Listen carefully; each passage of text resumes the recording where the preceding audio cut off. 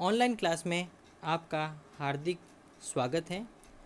मैं प्रवीण कुमार चंदेल, सहायक आचार्य वनस्पति शास्त्र, राजकीय महाविद्यालय बाड़मेर।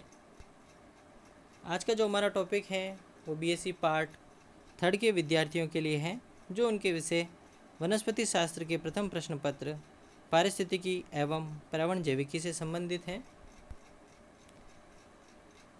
जो इनके जय नारायण विश्वविद्यालय के पाठ्यक्रम अनुसार इकाई द्वितीय में शामिल किया गया है। टॉपिक है हमारा फूड चेन, खाद्य श्रृंखला, फूड वेब, खाद्य जाल, इकोलॉजिकल पिरामिड, पारिस्थितिकीय स्तूप।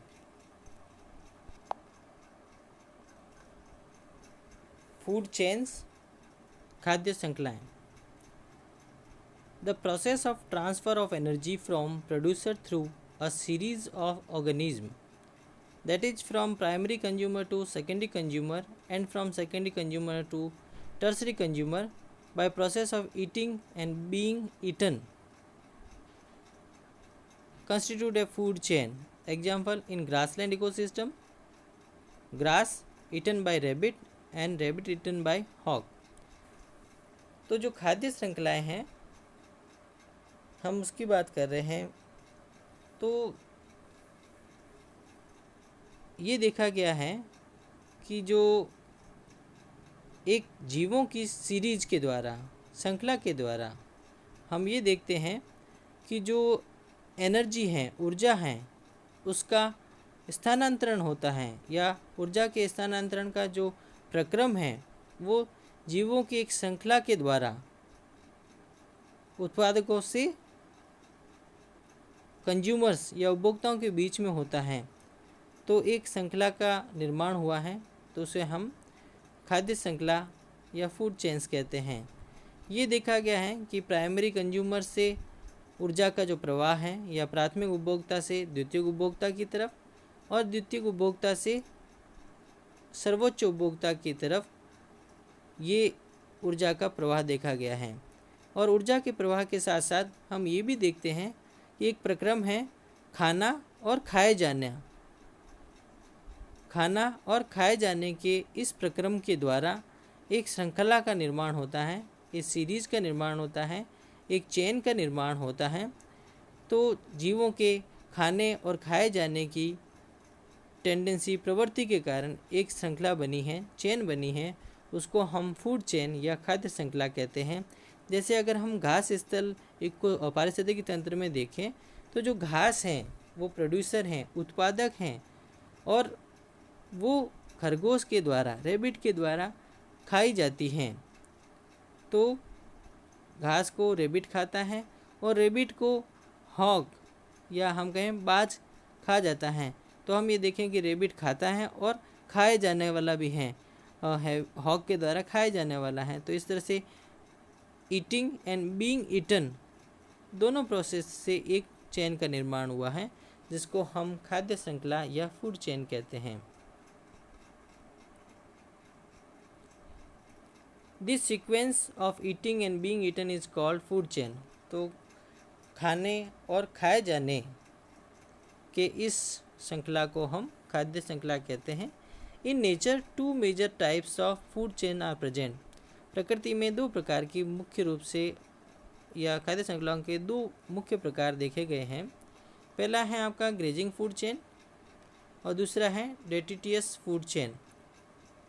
तो ग्रेजिंग या चारणीय खाद्य श्रृंखला और अप्रदहारी खाद्य श्रृंखला। जो पहले प्रकार है ग्रेजिंग फूड चेन, ग्रेज करने का, चरने का, तो चारणीय फूड चेन या खाद्य श्रृंखला है।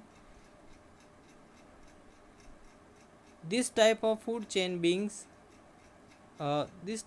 Chain begins with green plants which are eaten by herbivores, which in turn are eaten by carnivores। तो ग्रेजिंग या चारागाह के अंदर जो खाद्य श्रृंखलाएं मिलती हैं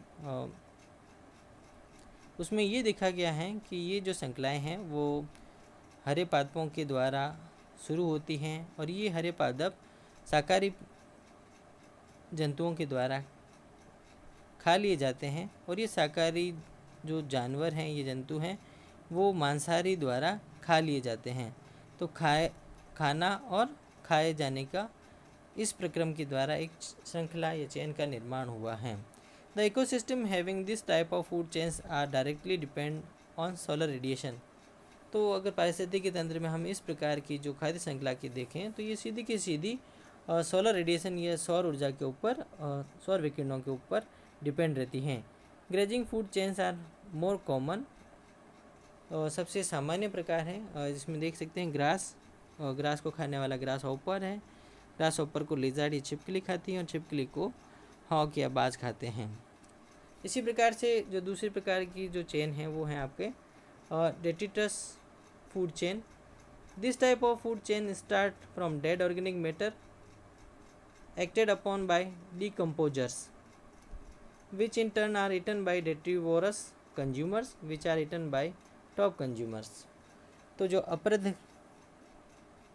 या अप्रधारी जो खाद्य श्रृंखला है, ये जो शुरू होती है वो मृत कार्बनिक पदार्थों से शुरू होती हैं, और जिसके ऊपर अब घटक या डिकम्पोजर्स डिपेंड रहते हैं, और ये डिकम्पोजर्स और जो अप्रधारी उपभोक्ता हैं उसके द्वारा खा लिए जाते हैं, और ये अप्रधारी जो उपभोक्ता हैं वो सर्वोच्च उपभोक्ताओं द्वारा खाए जाते हैं।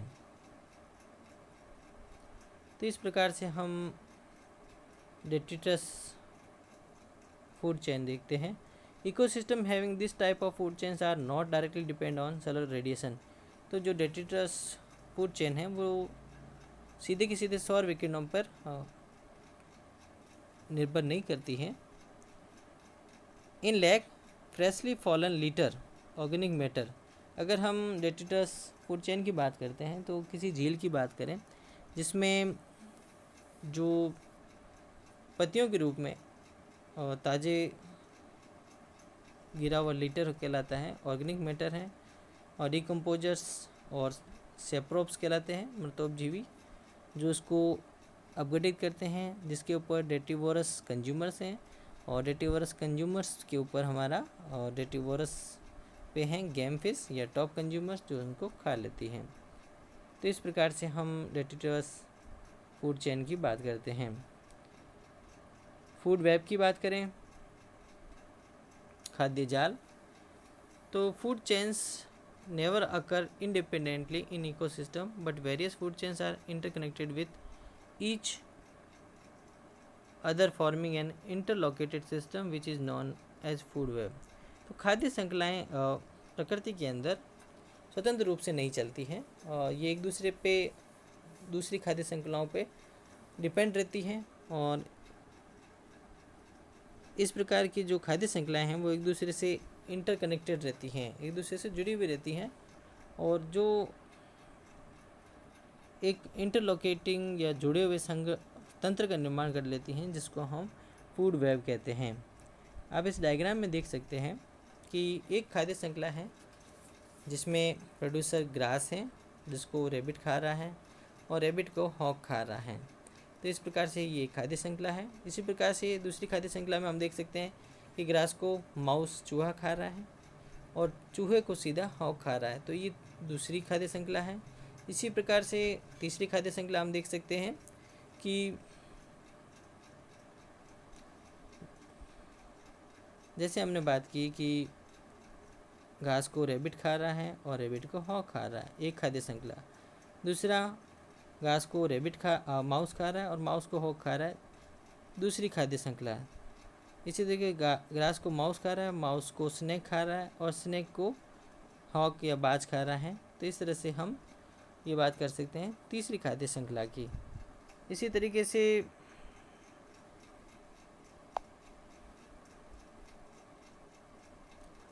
आप ये देखें कि ग्रास हॉपर है जो घास को खा रहा है, और ग्रास हॉपर को डायरेक्ट बाज भी खा सकता है हॉक, तो ये चौथी खाद्य श्रृंखला हो गई। इसी प्रकार से ग्रास हॉपर को लिजार्ड छिपकली खाए और छिपकली को हॉक खाएं, तो ये पांचवी श्रृंखला हो गई। तो इस प्रकार से आप देख सकते हैं कि 5 खाद्य श्रृंखलाएँ एक दूसरे से इंटरडिपेंडेंट नहीं होकर इधर इंटरकनेक्टेड हैं और इंटरलोकेटिंग सिस्टम बना रही हैं, एक नेट बना रही हैं, जाल बना रही हैं, जिसको हम खाद्य जाल कहते हैं। Food webs are very important in maintaining equilibrium homeostasis of ecosystem. तो जो पारिस्थितिक तंत्र है उसकी स्थिरता या उसके अंदर साम्य अवस्था, होम्योस्टेसिस अवस्था को मेंटेन करने का काम खाद्य जाल के द्वारा किया जाता है। इसमें किसी एक जीव के न रहने पर भी जो खाद्य जाल है, जिसमें खाद्य श्रृंखलाएँ एक से अधिक हैं, तो दूसरे जीव उस पर डिपेंड रहते हैं, उनका अस्तित्व बना रहता है और साम्य अवस्था या होम्योस्टेसिस दिखाई देती है। अ food web in grassland ecosystem having different food chains is shown in the figure. तो हमने जो ऊपर का डायग्राम देखा है वो ग्रासलैंड इकोसिस्टम का है। घास स्थलीय इकोसिस्टम पारिस्थितिक तंत्र के अंदर आप देख सकते हैं विभिन्न प्रकार की खाद्य श्रृंखलाएँ जो खाद्य जाल का निर्माण करती हैं।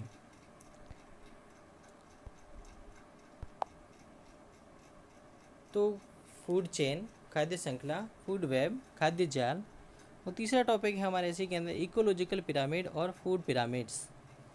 पारिस्थितिकीय स्तूप या खाद्य स्तूप। Trophic structure of ecosystem is a type of producer consumer arrangement.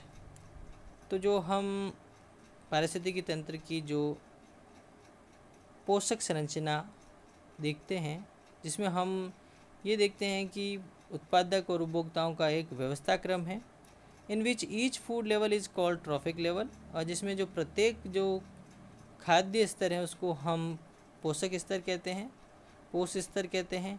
And the graphical representation of trophic structure of ecosystem constitutes ecological pyramid और फूड पिरामिड। अगर हम इसको ग्राफीय रूप से प्रस्तुत करें, विभिन्न एक इकोसिस्टम की जो पोषक संरचना है उसको हम ग्राफिकल रूप में दिखाएं या ग्राफीय रूप में प्रस्तुत करें, तो पारिस्थितिकी स्तूपों या खाद्य स्तूपों का निर्माण होता है। Where producers occupy base of the pyramid and top consumers occupy apex of the pyramid.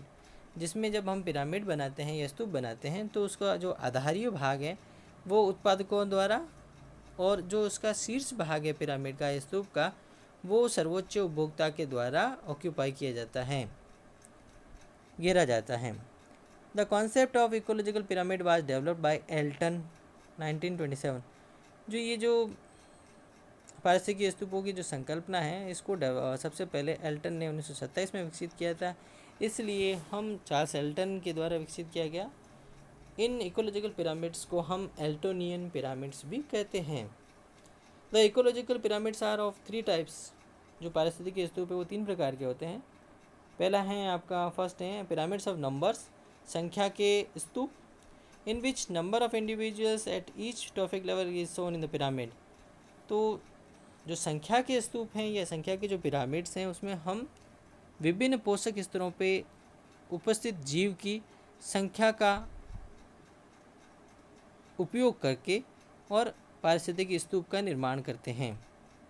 इसी तरीके से जो सेकंड प्रकार है, सेकंड टाइप देख सकते हैं हम पिरामिड ऑफ बायोमास, जैव भार के pyramid, where biomass of each trophic level is shown in the pyramid, जहाँ पर हम प्रत्येक पोषक स्तर ट्रॉफिक लेवल के ऊपर जो जीवों के बायोमास या जैव भार का उपयोग करके पिरामिड का निर्माण करते हैं।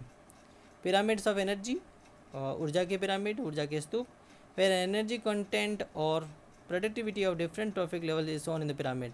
तो इस प्रकार के पिरामिड्स में हम जो विभिन्न पोषक स्तर हैं उस पर पाए जाने वाली ऊर्जा को या हम उत्पादकता को इन पिरामिड्स के अंदर दिखाते हैं। Pyramids of number and biomass में बी अपराइट और इन्वर्टेड। जो जैव भार और संख्या के जो स्तूप हैं वो सीधे भी हो सकते हैं और इन्वर्टेड उल्टे भी हो सकते हैं, depending upon type of ecosystem. ये पारिस्थितिकी तंत्र पे निर्भर करता है कि वो सीधे होंगे या उल्टे होंगे। But pyramid of energy is always upright because energy of the producer is always more than primary consumers and so on that is energy goes on decreasing level. तो जो ऊर्जा के पिरामिड हैं या ऊर्जा के स्तूप हैं वो हमेशा सीधे होते हैं, क्योंकि जो उत्पादकों की जो एनर्जी होती है सबसे ज़्यादा होती है। और अगर हम कंपैरिजन देखें कि जो प्राइमरी जो उपभोक्ता हैं उससे उत्पादकों की एनर्जी ज़्यादा होती है, और प्राइमरी कंज्यूमर्स की जो एनर्जी है वो सेकेंडरी कंज्यूमर से ज़्यादा होती है। ये हम देखते हैं कि प्रत्येक पोषक स्तर पे ये देखा गया है कि जो एनर्जी का ट्रांसफरमेंट है वो काफ़ी होता है। और जैसे जैसे हम आगे के पोषक स्तर पे जाते हैं, जैसे हम उत्पादक से प्राथमिक उपभोक्ता, फिर प्राथमिक उपभोक्ता से द्वितीयक और द्वितीयक से सर्वोच्च पे जाते हैं, तो जो एनर्जी है प्रत्येक पोषक स्तर पे उसका मान हमेशा कम होता जाता है। तो इस प्रकार से हम देख सकते हैं कि जो अगर हम इन विभिन्न पोषक स्तरों के एनर्जी लेवल के आधार पे पिरामिड बनाएं तो वो हमेशा सीधे होंगे। उनका बॉटम सबसे ज़्यादा चौड़ा होगा और उसका जो एपेक्स है, शीर्ष भाग है, वो संकरा रहेगा। तो पिरामिड्स हमेशा सीधे दिखाई देंगे। सबसे पहले बात आती है पिरामिड्स ऑफ नंबर, संख्या के पिरामिड। दीज में भी अपराइट, ये सीधे हो सकते हैं, इन्वर्टेड हो सकते हैं और इंटरमीडिएट हो सकते हैं, और सीधे हो सकते हैं, उल्टे हो सकते हैं और मध्यवर्ती भी हो सकते हैं। इन ग्रासलैंड इकोसिस्टम, स्थलीय घास स्थल की बात करें पारिस्थितिक तंत्र की, the pyramid of number is upright. जो संख्या के पिरामिड होते हैं वो सीधे होते हैं, because number of producers grasses is maximum. तो यहाँ जो उत्पादक हैं घास हैं वो संख्या में सबसे अधिक हैं, मैक्सिमम है। And the number goes on decreasing with every traffic level. और अगर हम संख्या की बात करें तो प्रत्येक पोषक स्तर पे देखा जाएगा कि ये धीरे धीरे संख्या कम होती जाती है। That is top consumers are minimum in number. तो जो सबसे सर्वोच्च उपभोक्ता हैं वो सबसे कम होते हैं संख्या में। Similarly the pyramid of number in pond ecosystem is also upright. तालाब के पारिस्थितिक तंत्र में भी अगर हम देखें संख्या के पिरामिड तो सीधे होते हैं। इन forest ecosystem the pyramid of number is intermediate. जो वन पारिस्थितिक तंत्र है उसमें अगर हम संख्या के पिरामिड देखें, स्तूप देखें, तो वो मध्यवर्ती होते हैं। Here the number of primary consumers is more than producers. तो यहाँ पर ये देखा गया है कि जो प्राथमिक उपभोक्ता हैं उनकी संख्या प्रोड्यूसर से या उत्पादकों से अधिक होती है, as well as top consumers. तो प्राइमरी कंज्यूमर्स या प्राथमिक उपभोक्ता उत्पादकों व सर्वोच्च उपभोक्ता से अधिक होते हैं नंबर्स के अंदर। In parasitic food chain the pyramid of number is inverted.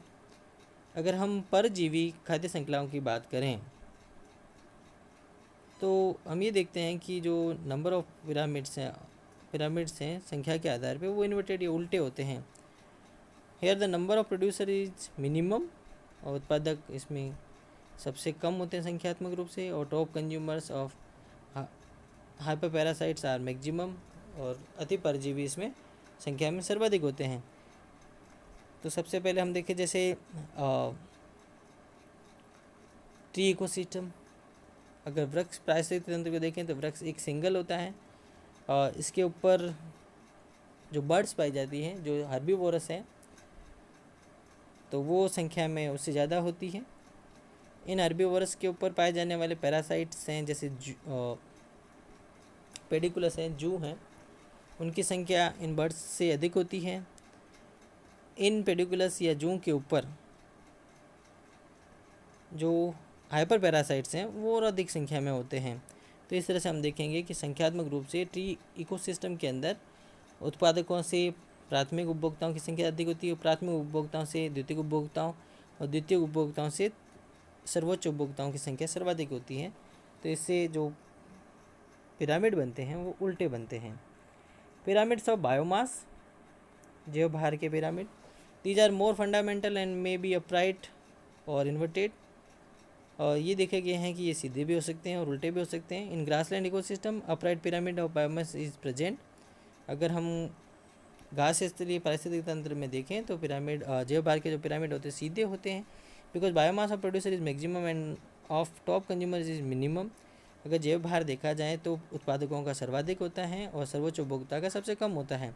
Similarly, in the forest ecosystem, upright pyramid of biomass is present, where in the pond ecosystem, these are of inverted type, as biomass of producers is minimum and top consumers is maximum.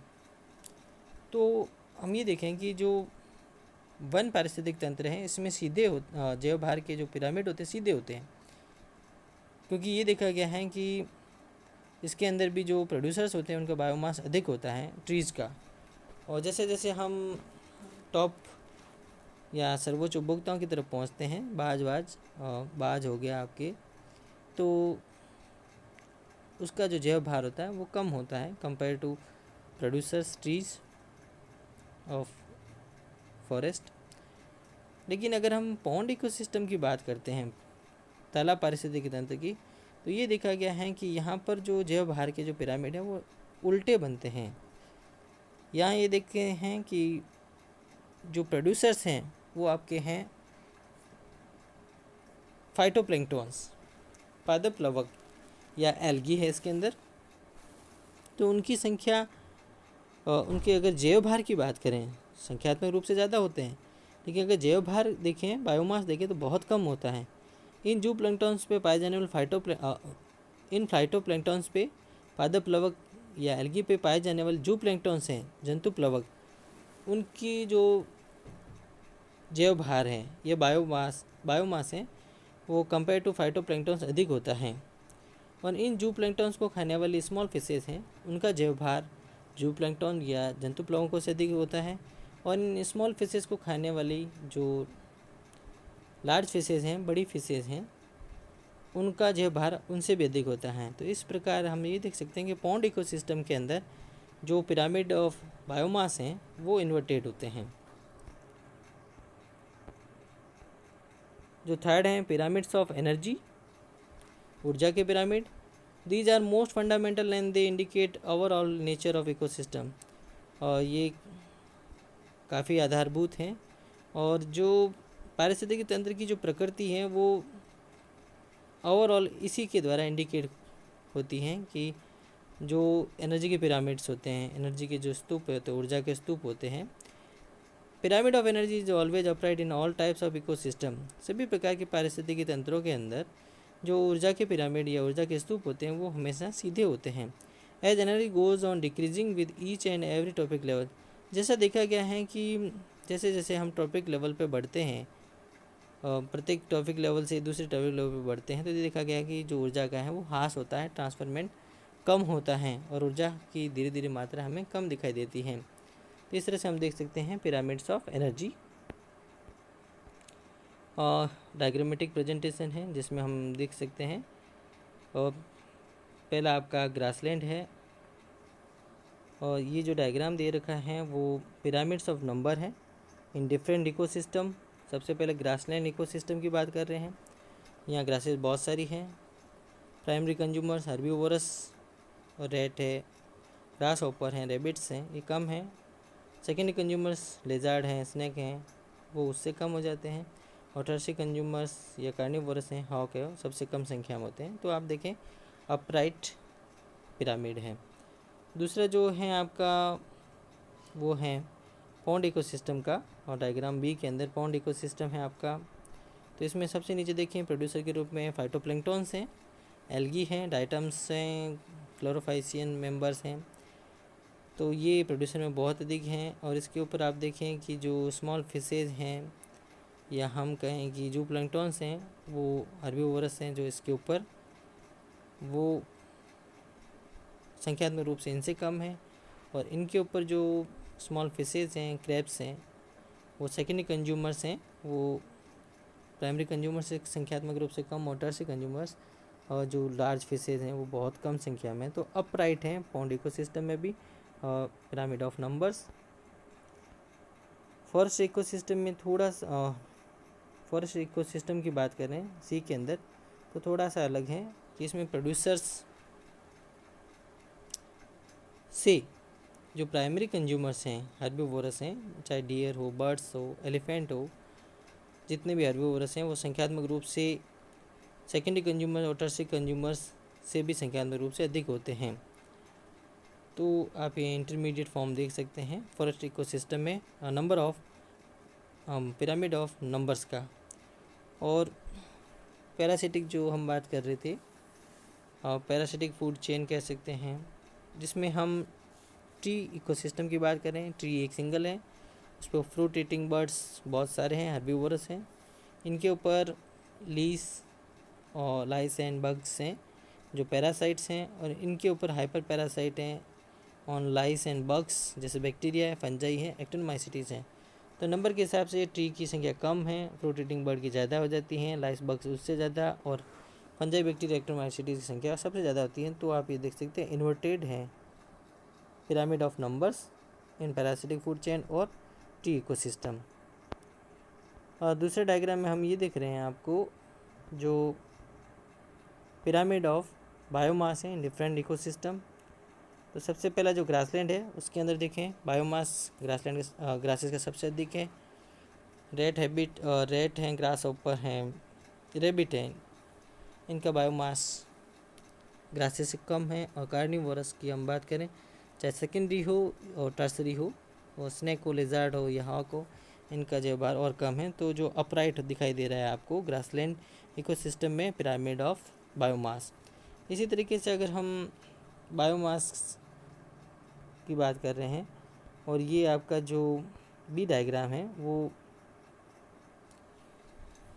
Forest के अंदर है। तो forest के अंदर biomass आप देखें कि producer का बहुत अधिक होता है, हर्बीवोरस का उससे कम, और उसके ऊपर जो कंज्यूमर्स हैं, कार्निवोरस हैं, उनका बायोमास और कम होता जाता है। तो ये भी अपराइट हैं। तो फॉरेस्ट इकोसिस्टम के अंदर आप देखें कि जैव भार पिरामिड्स ऑफ बायोमास या जैव भार के स्तूप सीधे होते हैं फॉरेस्ट में भी और ट्री इकोसिस्टम में भी।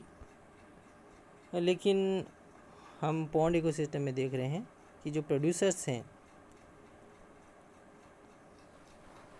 और फाइटोप्लैंक्टन्स, उनका बायोमास कम है, हर्बीवोरस का बायोमास उससे अधिक है, और कार्निवोरस का बायोमास सर्वाधिक है। तो आपको जो पिरामिड ऑफ बायोमास है इन पॉन्ड इकोसिस्टम आपको इन्वर्टेड दिखाई देता है। तो इस तरह से हम डिफरेंट इकोसिस्टम में पिरामिड ऑफ बायोमास की बात करते हैं। और सबसे लास्ट एंड फाइनल और पिरामिड ऑफ एनर्जी, जिसमें हम देखेंगे प्रोड्यूसर की एनर्जी सर्वाधिक है और प्राइमरी कंज्यूमर्स या हर्बीवोरस की उससे कम, सेकेंडरी कंज्यूमर्स या कार्निवोरस की उससे कम, और टर्सरी कंज्यूमर्स या कार्निवोरस की सबसे कम है। तो इस प्रकार से हम देख सकते हैं कि जो ऊर्जा के पिरामिड हैं और पारिस्थितिक तंत्र में किसी भी प्रकार का पारिस्थितिक तंत्र ले लें आप, चाहे ग्रासलैंड लें, फॉरेस्ट इकोसिस्टम लें, ट्री इकोसिस्टम लें, पॉन्ड इकोसिस्टम लें, डेजर्ट इकोसिस्टम लें, सभी के अंदर जो एनर्जी के या पिरामिड ऑफ एनर्जी होते हैं वो हमेशा अपराइट रहते हैं।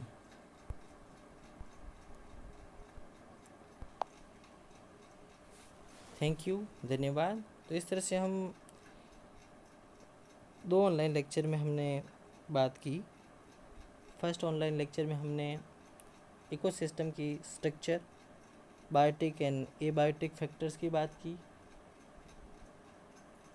और इस लेक्चर में हमने बात की फूड चेन, फूड वेब और इकोलॉजिकल पिरामिड्स की। नेक्स्ट जो ऑनलाइन लेक्चर होगा उसमें हम बात करेंगे आपके energy flow in ecosystem and biogeochemical cycles. Thank you, धन्यवाद।